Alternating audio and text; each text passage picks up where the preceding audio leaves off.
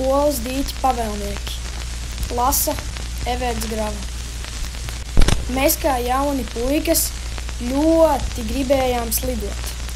Un tie, kas mēs te apkārt dzīvojām, paši izvilkām no zēna toaletes šļūteni pa vecās skolas pirmā stāva gala logu. Paši lējām ledu, paši no bērniņiem, kur tas apaļais pulkstenis, izvilkām elektrību, ko piestiprinājām pie basketbola groziem. Mums nebija ne bortu, nekā cita, pat slidu nebija. Sporta skolotājs iedeva slidas, kas bija piekniedētas pie zābakiem. Dažas bija atrāvušās, tad paši salabojām. Arī nūjas bija paštaisītas darbmācības stundās. Nūjas visu laiku lūza, tāpēc tinām tās ar izolācijas lentu. Beigās izolācijas jau bija vairāk nekā koka. Vēlu vakaros gājām spēlēt.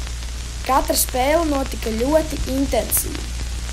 Dīķa otrā pusē, kur tagad atrodas konservu cehs, tajā laikā bija dārzniecība, kur strādāja vecāki un arī es pats no 10 gadu vecuma. Mums bija laiva. Pie dīķa bijām iekārtojuši 2 ostas. Laivu atradām Brandaļu ezerā. Pavasarī tā bija iznesta cauri slūžām. Principā laivai bija palicis tikai dibens. Mēs to atjaunojām, ar zirgu atvedām uz dīķi un katru gadu rūpīgi kopām. Vārījām piķi, darvojām, krāsojām. Mēs jūtamies kā valdnieki tai dīķī. Tā kā mums bija liels vilku suns, tad arī tā dīķa mala, gar kuru tagad iet Kokmuižas pastaigu taka, bija mūsu pārvaldībā, jo atlika tikai iemest ūdenī koku, lai suns skrien pakaļ, un tad neviens nenāca tuvumā mūsu krastam.